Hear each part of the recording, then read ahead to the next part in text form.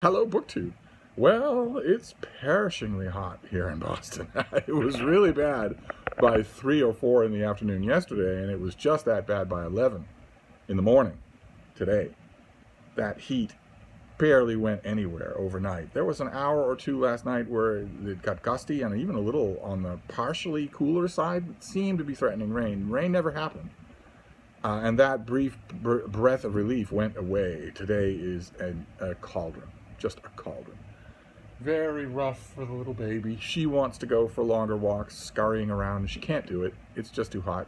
We went on a very brief walk yesterday, and by the end of it, her lungs were bellowing, and her tongue was lolling out sideways, and even the pads of her feet were uncomfortable from the heat of the pavement. So there's just no way to do it. I'm consoling myself that there aren't many days like this.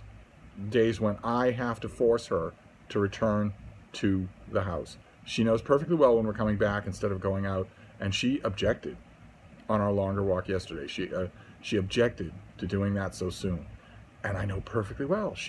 I know that she remembers. She knows what that walk is supposed to be like, and it wasn't like that, and I know she doesn't like it, and I knew she wasn't going to like it before I did it.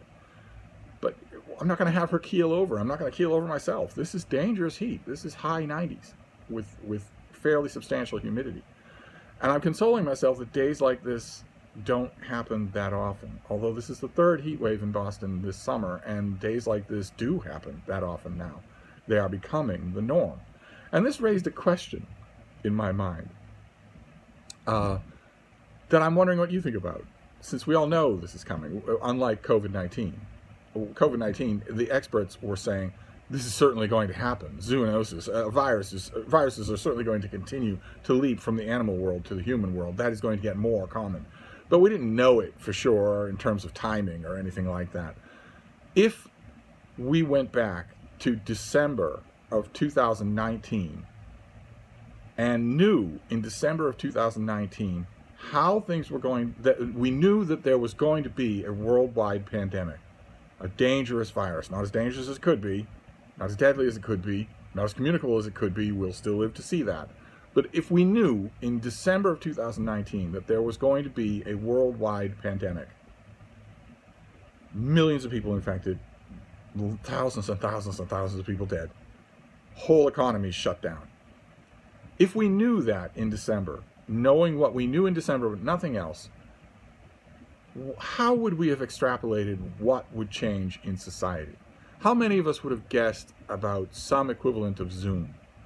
That we couldn't go to workplaces anymore, so we would just start to do everything remote. How many people would have guessed that?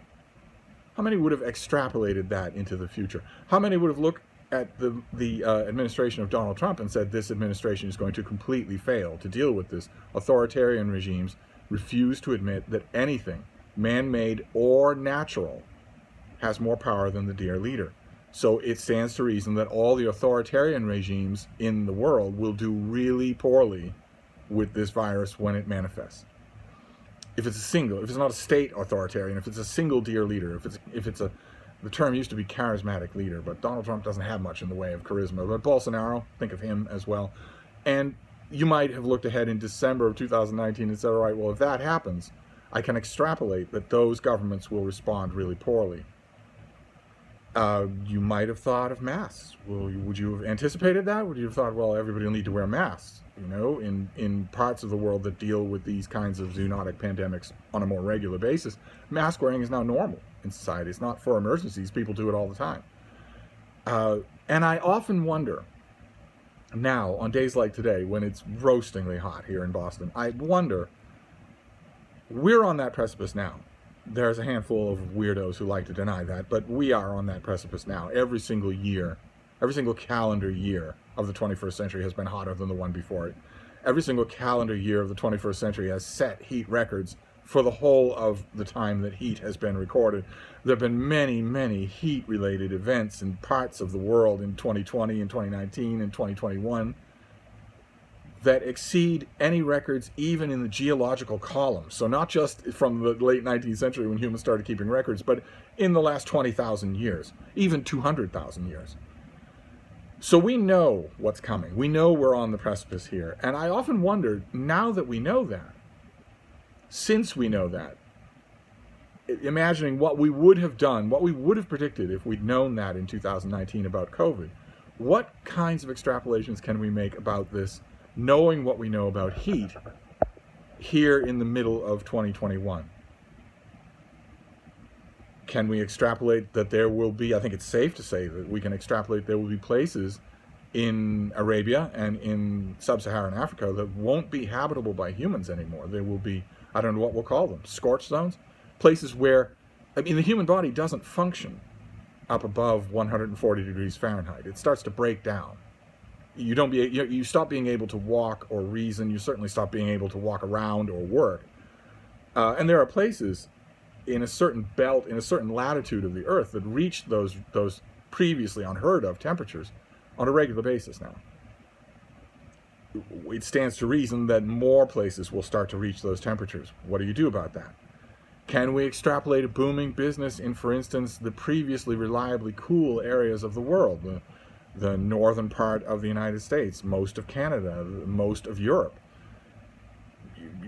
Germany, Scandinavia, that sort of thing? Most of the buildings there are not made for incredibly hot weather. They're not made for it. So they aren't even, you would need to physically rework them in order even to put a portable air conditioner in. And where are the portable air conditioners? Can we extrapolate that there'll be a massive overhaul of what those older buildings are like? Some of you may live in Europe in buildings like that. Maybe your building can't take air conditioning. Maybe it can't do that. Maybe even if the window was right, the wiring isn't up for central air or specific air conditioning units. So what do we extrapolate if we start to think, on a day like today, I start to think, okay, well, the stuff of science fiction is going to come true. We are going to, even I am going to live to see a time when summer means 40 days like this. Not one heat wave in June, another in July, now a third in August, with people talking about the 3 heat waves, just complacently expecting that the relief that, for instance, is coming to Boston in just a couple of days. The temperature is going to drop 20 degrees. It's easy to extrapolate from days like today a time not far off when this will be the norm. And it can't be the norm. You can look at the Pacific Northwest and see that it can't be the norm the way things are. If you have highways buckling from the heat, because they were never built to withstand it, what things are going to change as a result of this? I find on days like today, I wonder about that. But anyway, we have a little bit of mail. I got one piece of mail that I opened off camera because I knew what it was, and it's not anything that I can share. But I do have a magazine and a package. We've done mail hauls with smaller. The magazine is The New Yorker, a classic Roz Chast cartoon. Hi, it's Mom. No, nothing wrong. Just saying hi. And all the people on the beach are ignoring her. Classic Roz Chast. And there's also a cartoon in here that features former booktuber David Murphy. There is the cartoon, kids making sandcastles, David Murphy chastising them, and the caption is, "You're wasting your time, you should be building equity." But the main draw in this issue, the incredible thing, is a piece by the writer Donald Antrim. Some of you may have read some of his books or his periodical pieces, and in here he writes about his experience checking into a psychiatric hospital. And the New Yorker lets him go on at length. They clearly knew that it's a dark but a captivating piece. I thought it was terrific. Very, very depressing, but terrific. I loved it. And then we've got the package. It's not a box, but it may still be something of interest here. We'll see. Oh, it's a finished copy and a pub sheet. That's great. What have we got here? Oh, great. Okay, fantastic. Okay. Let's get rid of that. I don't need your mother's recipe for bouillabaisse. This is a September release, if I remember correctly. No, late October, or late August. This is a late August release. This is by Christopher Clarey, and it's called The Master, the long and beautiful game of Roger Federer, tennis champion. So we've got a blurb from Billie Jean King, a blurb from Nyla Jean Myers, blurb from Mary Carrillo, blurb from Chris Everett. Do we have anything about the book? Oh, there we go. Okay. There have been other biographies of Roger Federer, but never one with this kind of access to the man himself, his support team, and the most prominent figures in the game, including such rivals as Rafael Nadal, a player whose name I have no idea how to pronounce, and Andy Roddick. In this book, New York Times correspondent Christopher Clarey sits down with Federer and those closest to him to tell the story of the greatest player in men's tennis.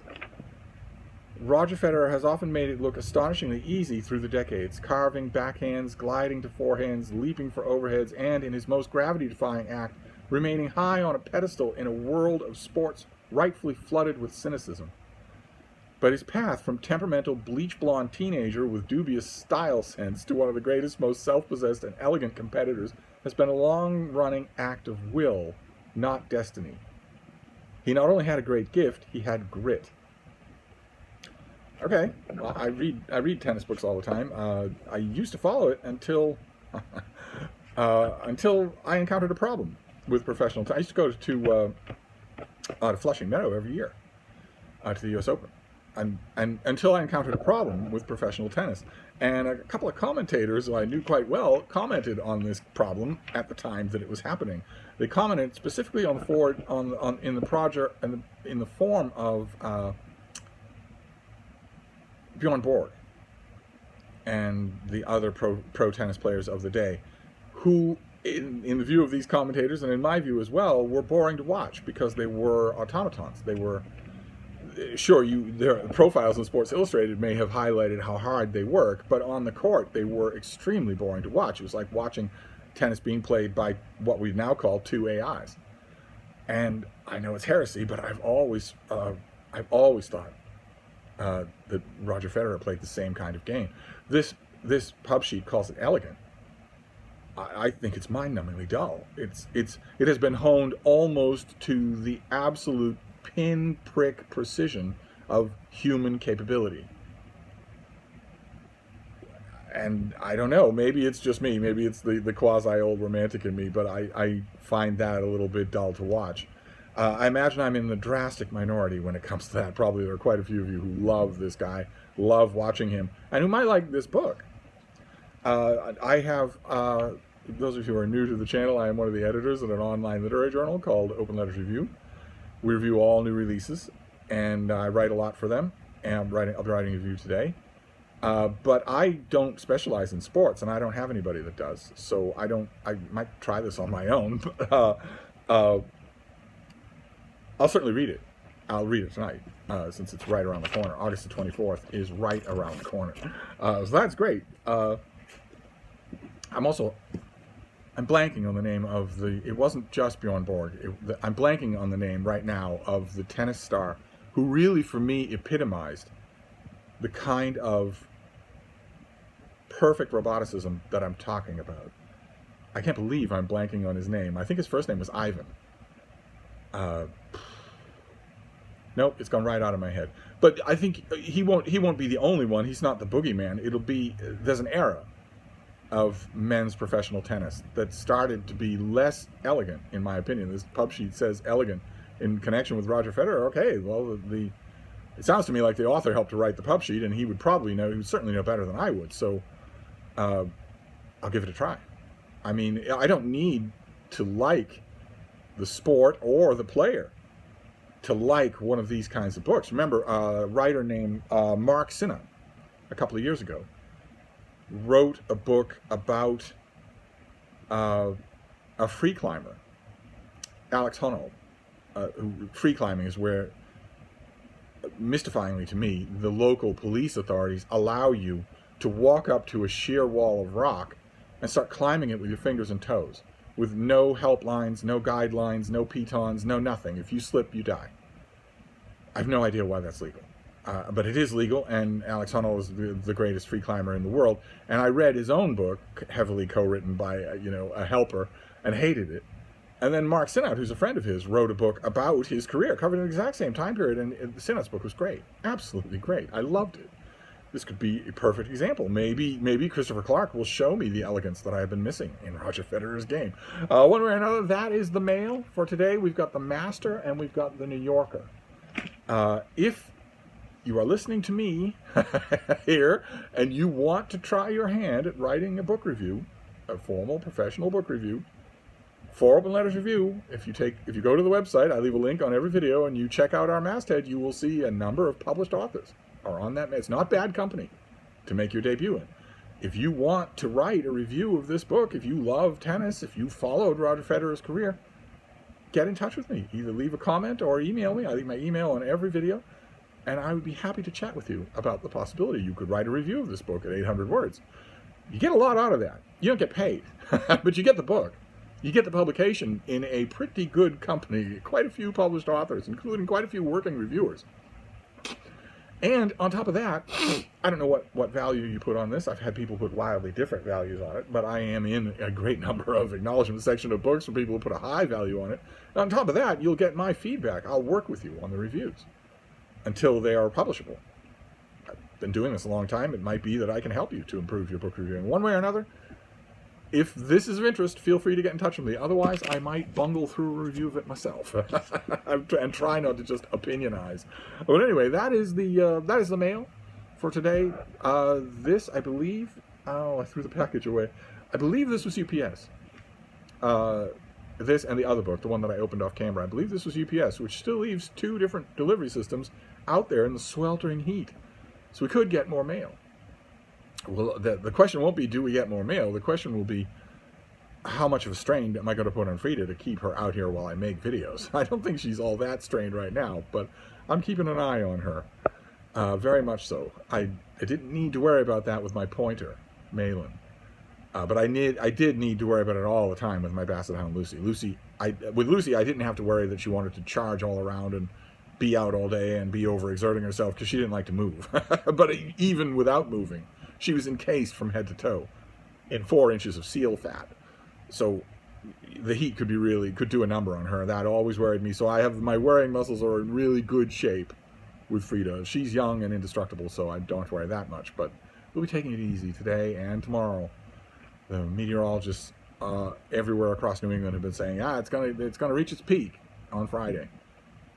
Without seeming to want to mention that the projected high temperature for Saturday is just 1 degree smaller. It's 1 degree less than it's going to be today and tomorrow. It's going to be just brutal heat and humidity. So we're going to take it easy. Maybe that will preclude a second mail haul. If not, if I get a pile and we're all up to it, I'll be right back. Thank you, BookTube.